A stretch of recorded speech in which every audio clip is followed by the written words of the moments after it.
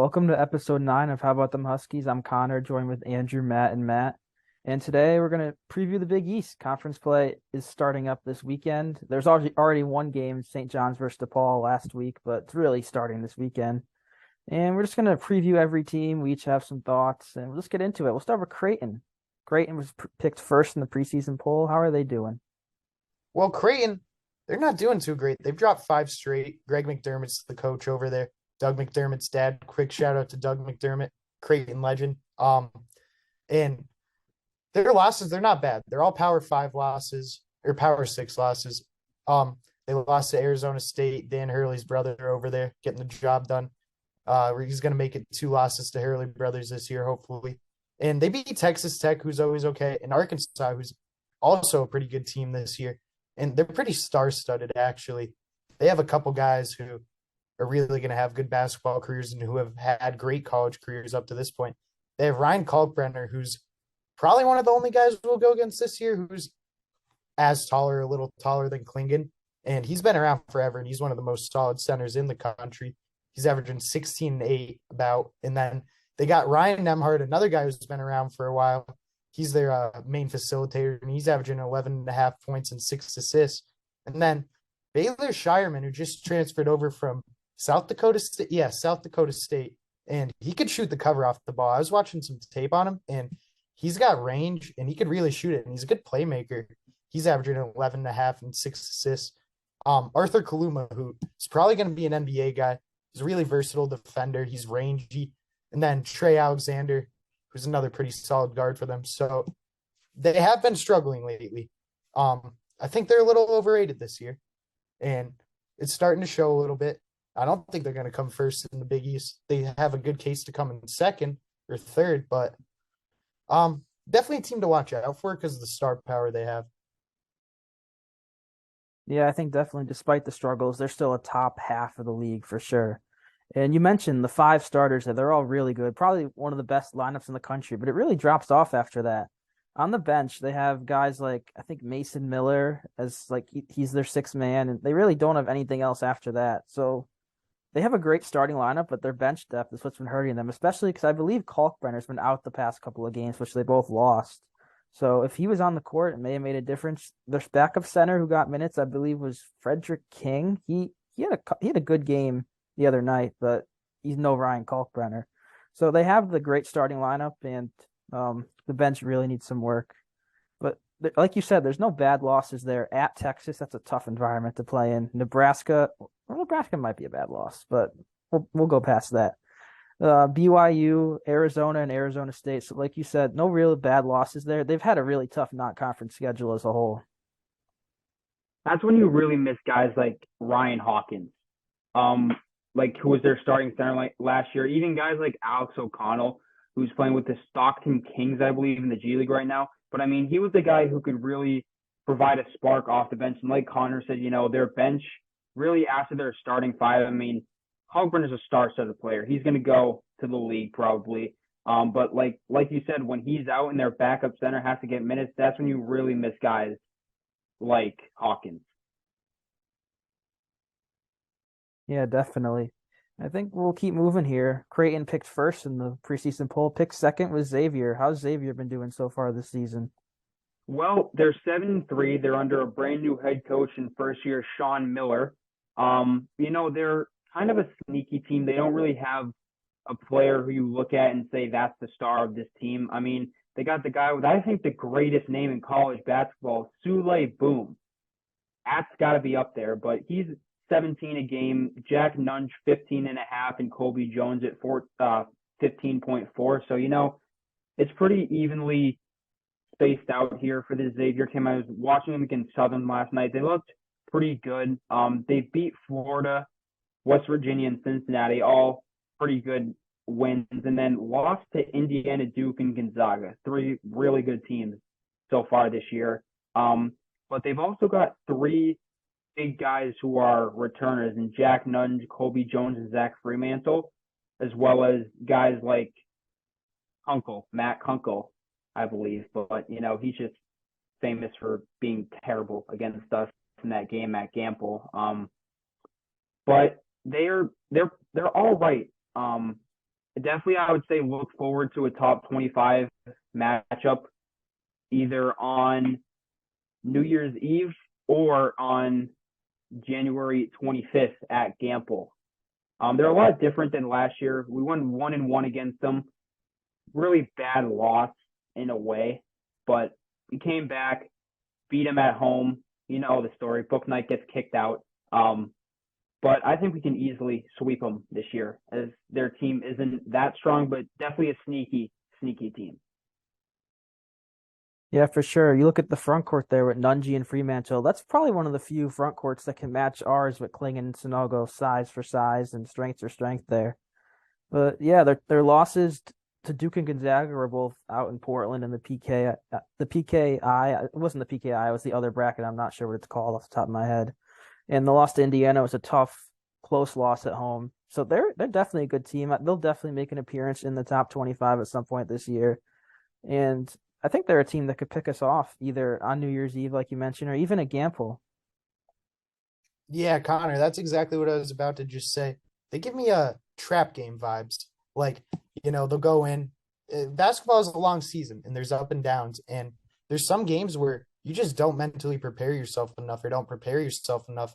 And you could really lose if you don't take it seriously enough. So they got to look out for Xavier. I think they definitely have potential to be 2 seed in the Big East. And I would watch out for them.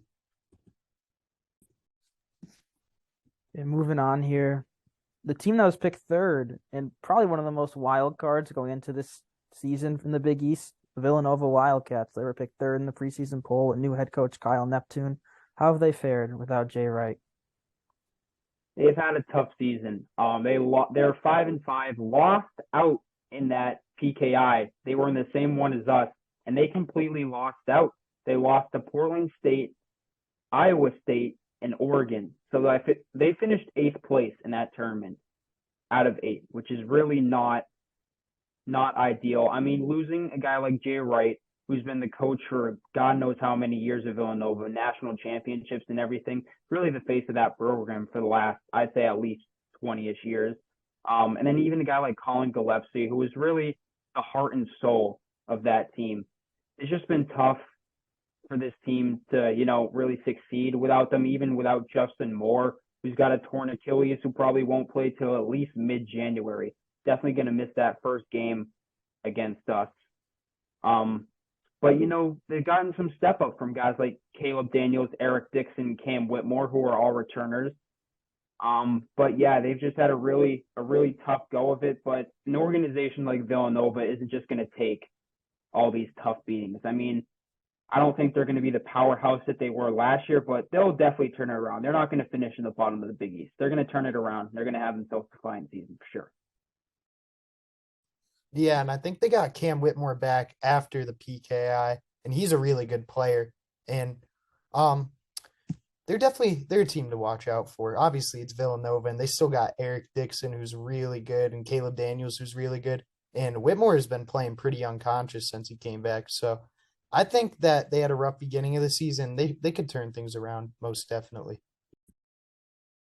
Yeah, Whitmore's definitely a guy that scares me. I don't think Justin Moore will be back for that matchup in 2 weeks from today when they come to Hartford, but even without him, they're still going to be a tough, gritty team to face.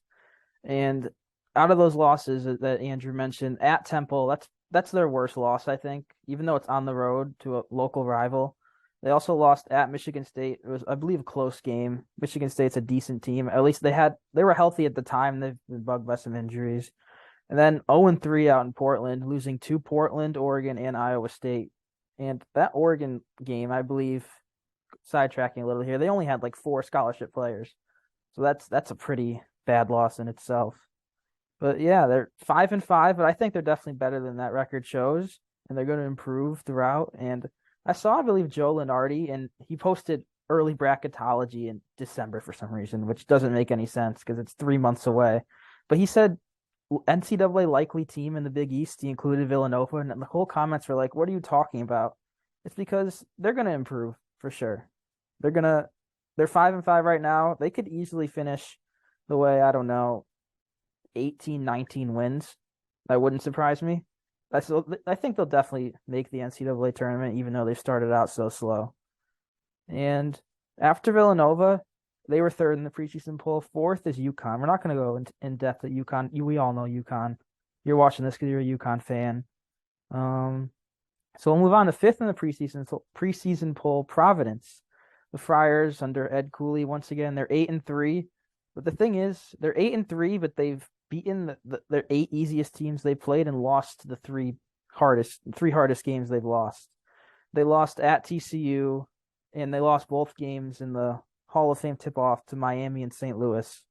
And they really don't have a true star player, but they have Bryce Hopkins. He's averaging nearly 15 and 9 rebounds per game, the Kentucky transfer. And Ed Croswell, now that Nate Watson's gone, has entered the starting lineup. He's averaging 12 and 6. And then Jared Bynum, a guy who I thought would take a big step up this year with all the guys that not transferred out, all the guys that left because of the graduation. But he's kind of taken a step back. He's averaging less than 9 points per game as the lead option there. And they've really been struggling. Anyone have any thoughts on Providence? Yeah. One thing I want to say about Jared Bynum is he killed UConn last year, if I remember correctly, right? Him and oh man, I'm spacing his name. Big guy who left. Nate Watson. Yeah, Nate Watson, who was a great player. They were just dominating UConn last year, so they could be a good team this year. I don't really know much about them. I don't really have an opinion on them yet. Yeah, Providence also got a transfer though. Someone who's not going to really pad the stat sheet, but he's definitely going to make an impact in the game, and that would be Devin Carter from South Carolina. He's not a great shooter. He's a point guard, but he's definitely going to impact the stat sheet, and that'll be huge for Providence because a team like that really doesn't need any star-studded players because they kind of have an issue with chemistry. But a guy like Carter fits in real well there. Yeah, and they also took a player from UConn too, and Corey Floyd, who isn't doing too well this season. But it'll be good to see him. Hopefully, he gets in, plays a few minutes, so we can have him turn the ball over a few times, miss a few shots. Yeah, I mean, he's shooting 50% from the field, 50% from three, and hasn't missed a free throw. So maybe he needs a minutes increase there.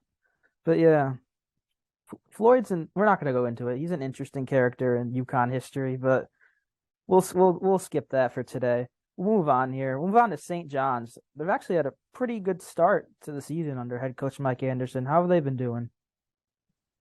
Look out for this squad because they are 10-1. Coming into this season, I listened to a podcast about Big East coaches that were on the hot seat, and they were two, Ed Cooley and Mike Anderson, and so far both of them have really proved that they still belong here. I mean, St. John's 10-1 beating Syracuse, Temple, Nebraska, and then DePaul in their Big East opener. And their only loss is at Iowa State, which is obviously a really good team. They played us real well. They beat somebody in the Big East. I forget who it was. I think Nova too. But they do have a really big loss. They lost their best player, and I would say arguably the best player in the Big East last year, Julian Champagnie. I mean, I remember him being there, witnessing him absolutely torch us at Gamble, forcing that game into overtime, which we eventually won. But that was when I really picked up that he was a really good player and honestly better than any of the guys at UConn. But he's doing his thing in the NBA. They lost him really and Aaron Wheeler were the two big losses from last year. They still have Dylan Adewusu, Joel Soriano, and Posh Alexander who are doing their thing, but they got a big transfer from Illinois, Andre Curbelo, who is originally from New York. So obviously, he's going to play with some passion, but he's not a guy who's really going to pad the stat sheet, but he's really going to let you know that he's there because he's a guy that plays gritty and tough basketball. So yeah, I mean, St. John's has real potential this year to be good. So I look out for that team. I mean, last year we played them pretty well. We got that win by 8 at Gamble and then just barely by the skin of our teeth beat them at the Garden. But yeah, I would watch out for that team because they could be really good, especially in the tournament if they get hot at MSG, their home stadium. Look out for St. John's this year. Yeah, and one thing I was thinking about St. John's is that their defensive backcourt is really good. Posh Alexander, I really like Posh Alexander, by the way. He is one of the most elite two-way players in the country, at least two-way guards, and he has been since he's been there. And he's averaging 2 steals a game. And Andre Curbelo is one of those guys. He's gritty. He's a smart player. He's kind of crafty. He's also averaging 2.1 steals a game. So they have a really good defensive backcourt over there. And both Curbelo and Alexander are both really tough, gritty guys. Yeah, last episode I chose St. John's at the Garden as our match of the season, and I think a lot of that is greatly in part to Joel Soriano. A lot of people, they don't really pay much attention to Soriano, but from what I've seen from them, they love to just stick him in the middle of the paint. I don't know if anyone listening to this is a Celtics fan, but very much in a Robert Williams type role. Keep him around there. He averages about 12 rebounds a game. He is a huge problem for us. He seems like, someone they could put in there on Sunogo and kind of give Sunogo some issues. So if that's going to be a big negative on Sunogo in that game, we're going to need a lot of other guys to step up. So I feel like St. John's could cause UConn some problems. But, hopefully the backcourt depth, bringing in Kling and just the overpowering front court, it all helps. Yeah, Joel Soriano. He's third in the country in rebounds per game behind a couple of guys. You may have heard of him, Zach Edey and Oscar Shibwe. So he's the real deal this year. And another guy we didn't mention, David Jones, another interconference transfer from DePaul to St. John's. He's averaging 15 points per game, 7.5 rebounds. He's really a guy that can go off scoring any night. And I don't remember exactly, but I think he had a great game against us with DePaul last year. And yeah, St. John's 10-1. They won, I don't know what it's called, the tournament at Barclays, but they beat Syracuse and Temple, beat Nebraska, and as we mentioned, beat DePaul. They're a sneaky team. I think they're going to end their drought of not making the NCAA tournament, which has been a few years. And yeah, I think we should definitely look out for St. John's. That game at the Garden will be really fun. And we'll move to another team in that area, kind of. Seton Hall, the Pirates, under new head coach Shaheen Holloway. How have they been? Well, they're doing all right. Shaheen Holloway, arguably the greatest Cinderella story in college basketball history. They didn't win the tournament, but he's fresh off that at St. Peter's last year. He brought a 15 seed to the Final Four. They're 6-4. They beat Memphis. That's a good win. And Rutgers, they're all right this year. That's another, I'll call it a good win. And they've lost to Iowa, Oklahoma, Siena, which is a bad loss, and at Kansas, which I'm going to cut them some slack for that. And a thing about their team is they don't really have a star that sticks out in the box sheet. Their leading scorer, Alamir Dawes, is averaging 11.4 points a game. I was just curious, and I checked St. Peter's stats last year where Shaheen Holloway was coaching, and their leading scorer was also averaging 11.5, and they were a really good defensive team last year. So maybe this is Shaheen Holloway's philosophy. I'm sure he'd like to have guys scoring a couple more points, but their team, they're another sneaky team. I would watch out for them. And Shaheen Holloway is definitely the right guy for the job over there. And they could win a big game because Memphis is not a bad team, and they beat Memphis. So I would definitely watch out for Seton Hall. I don't think they're going to make much noise, but they'll be okay this year. And I think Shaheen Holloway is the right guy for the future for them too. Yeah, definitely. And a guy that I noticed, Kadar, they've all been injured this year, if I'm not mistaken. They've had a lot of injuries. I remember seeing like a quote from practice, we can't do 5-on-5. It's just they've been hurt by injuries. But Kadari Richmond, I remember seeing he was up at Syracuse and transferred to Seton Hall. He had a monster game against us last year, which I feel like every game someone has their best game against us. He's not doing too well this season. 7 points per game, 4 rebounds. He's like an Andre Jackson type guy. I thought he would blossom this year as maybe a lead guy, but he's not. They have Alamir Dawes, the Clemson transfer, as their leading scorer. They also have Dre Davis at 11.2 points per game. So they're really a balanced team with no star, as Sark said. And yeah, they could make noise, but I'm not expecting too much out of the Pirates. They really haven't done is they haven't replaced the two guys that left, Miles Kale and then Ike Obiagu, which I think is the really big one that they need to replace just because of the fact how big his role was.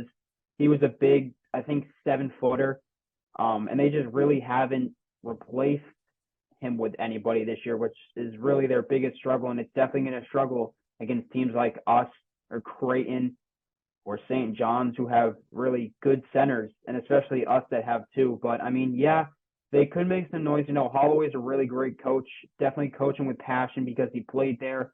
But yeah, they could be a little sneaky, but I don't expect as much as I did from them last year this year.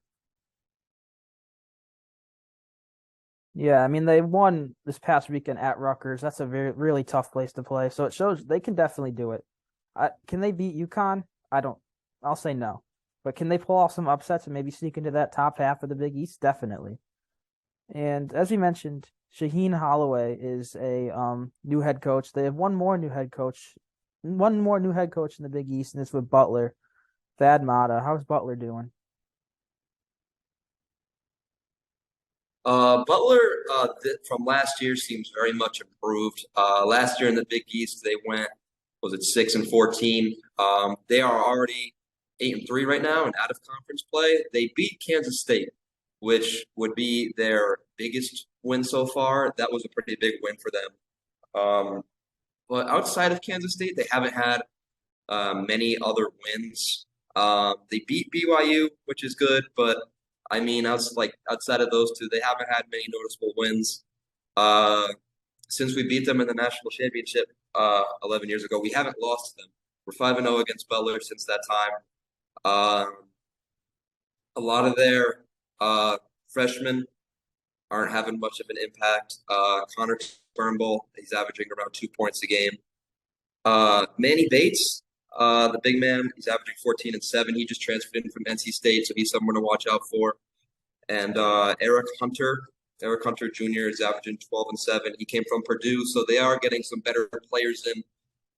Definitely a lot to do with the coaching that they now have. The coaching change. A lot of players are going to come in. A lot of players are going to go out, and they seem to be bringing in the right players.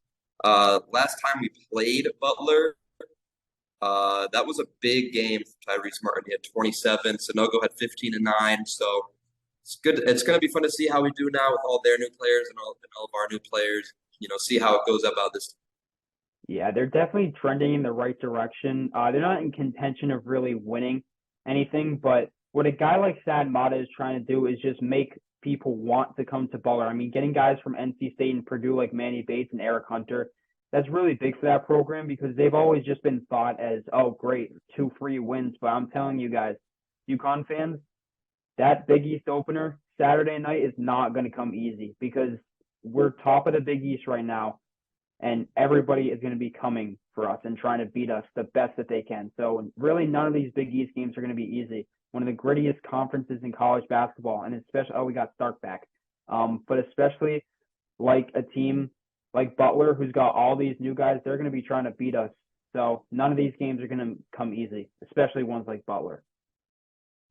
Yeah, like Andrew said, everyone is going to be trying to beat us, which means that, we're going to be playing, opponents that shouldn't be very tough. And, who knows, maybe they'll come out and we'll have to scrape out a single-digit win. But, that's all part of having that, kind of target on your back. And, these players kind of have to learn that there's not going to be many easy games. Every game is going to be a struggle, and you got to be able to withstand that pressure all season. Paulie came on last time, and he was saying that it's a privilege to have pressure.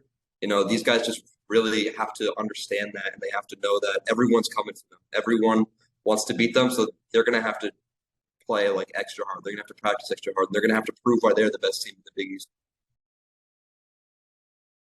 Yeah, a team like Butler scares me a little more than a team like Seton Hall because I feel like Butler, they're a similar team where they have a balanced scoring, but they have more guys that can break out for a 30-piece any night. Like Jaden Taylor could easily do that, Chuck Harris, even Simas Lukosius. And they have that 5-man rotation that we mentioned. They also have a couple of key guys that haven't played yet. Ali, who's another phenomenal name in this conference, is a transfer from Akron. He's coming back soon. I'm not sure if he'll be healthy on Saturday. They also have Jalen Thomas, a big man from, I believe, Georgia State. So they're only going to get healthier and better. And I could, maybe a little hot take, I could see Butler as a top 5 team in the Big East this year if everything goes right. And we'll move on here to Marquette. They made the tournament last year. Not a great outcome in the tournament. Got blown out, but year 2 with Shaka Smart, how are they doing? Marquette is 8-3 right now. They had a big win against Baylor, which they haven't seemed to replicate that performance very often. They came out, they beat Baylor, and they beat them pretty bad. But then they played against Radford. They beat Radford by 10 points. So you never really know what you're getting from Marquette on any given night. In their last 10, they're 6-4. Against UConn, we won the last meeting, 80-72. Um, they have a player on their team. His name is Olivier Maxence Prosper. Last time we played him, he kind of beat us up pretty bad. He's a forward. He had 18 points and 5 rebounds. He only missed one shot, and he hit a three. Sonogo, who was his matchup a majority of the time, had 24 and 15. So that's a very interesting matchup to look out for. Come the time when we do play Marquette, Prosper on Sonogo. Sonogo only shot 9 of 18, so hopefully he can get those percentages up. Put up a better game even, and hopefully we should beat Marquette. But Marquette is not a bad team. Any team with Shaka Smart is a decent team. Shaka Smart is a very good coach. Last year in conference play, they went 11-8. We're going to see how that changes this year. I feel like the conference this year, some of the teams that were very good last year are not. Villanova, that's a call out to you. But, other teams, Butler, St. John, those teams should be way more competitive this year towards the top of the Big East table. And a lot of their freshmen that they brought in are not making much of an impact. Sean Jones, Chase Ross, they're not really doing all that much for Marquette this year. So Marquette is depending a lot on their older players, Cam Jones, Oso Ighodaro, Tyler Kolek. A lot of these guys have a lot more responsibility now than maybe they did last year. Yeah, earlier this year, like you mentioned, they blew the rails off a pretty good Baylor team. They won by they may not have won by 30, but there was a 30-point game at some point. And they're another balanced team. Cam Jones is really breaking out as a star in his second year. And Omax Prosper, like you mentioned, lit us up last year. I remember saying, I was at that game versus Marquette, and I remember saying, he's a guy I think that's going to have his best career game against us, like everyone does. And it was 18 points. And yeah, they lost Justin Lewis and Daryl Morcell, which those are two pretty big losses. Lewis, arguably one of the best players in the conference last year. But they're 8-3 right now. They're arguably, I think they're another team that could sneak into the top 25 at some point this year, like Xavier and maybe even Villanova and Creighton if they improve. But Marquette, definitely a top half of the league team and definitely a team I could see making the tournament. I feel like the theme here in the Big East is balanced teams. I mean, Xavier, St. John's, Marquette. I mean, even us in a way, we're all balanced. Like, there's no really star-studded player, like a top 10 or 15 player in college basketball on any of these teams. And that's what really makes this conference so nitty and gritty is all these guys are trying to compete to win the Big East championship, to make it to the tournament, to go to the league, whatever it may be. Like, guys at like big schools like Kentucky, Duke, North Carolina, they know they're all going to the league. Guys like in the Big East, they're trying as hard as they possibly can in every single game they get to play in to try to make the league. So I really think that that's like the biggest theme here in the Big East is balanced teams. And I think that's why it's so fun to watch, in all honesty, is because all the teams are so balanced and there's not just really one guy who is going to take over every night. Yeah, one more thing I wanted to add about Marquette is Cam Jones. He was the Big East Player of the Week this week, ripping that title away from Sonogo. So I'm pretty excited to see him come the time we play them. So watch out for Cam Jones. All right, I think we're going to move on from 9th to 10th in the preseason poll. But before we do that, there's a bunch of big games this season for UConn.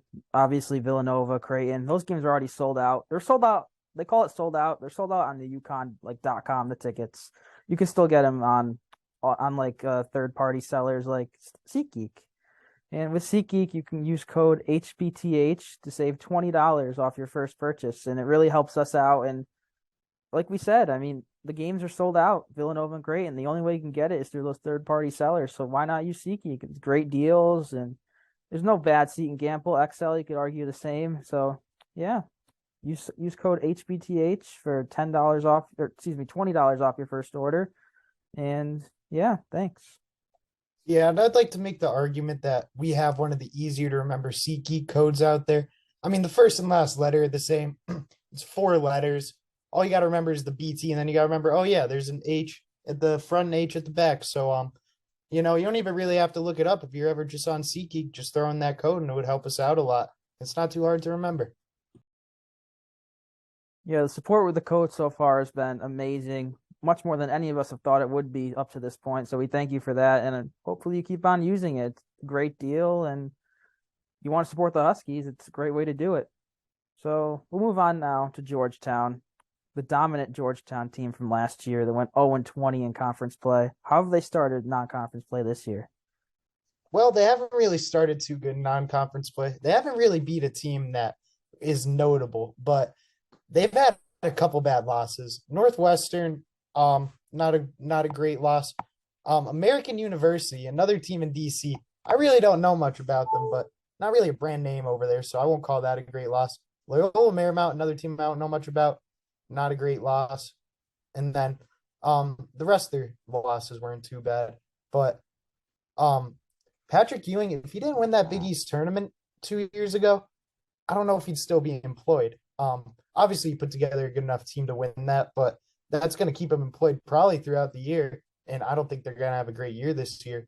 But a guy, obviously they didn't win a game last year either. But a guy who I want to point out is Primo Spears, the guard from Windsor, Connecticut, he could be a college basketball superstar one day. He's only a sophomore and he's averaging 17.2 and 5 assists a game. And he's a Connecticut high school basketball legend. Little known fact about me. I played against him when he was a senior in high school in football. I don't want to get sidetracked about my illustrious football career, but probably would have been knocking on all conferences' door if I didn't tear my labrum senior year, but that's besides the point. He's actually really good. He's averaging 17.2 a game and 5 assists a game. They got Brandon Murray, who's averaging 15.1 a game, 4 assists a game. Jay Heath is another guy who's pretty good, but I don't think they're going to be good in the Big East this year. Obviously, they're predicted 10th. And I wouldn't look out for them. This Ewing should be in the hot seat pretty soon. I don't know how long that Big East title is going to keep him employed for, and the fact that he's a Georgetown legend.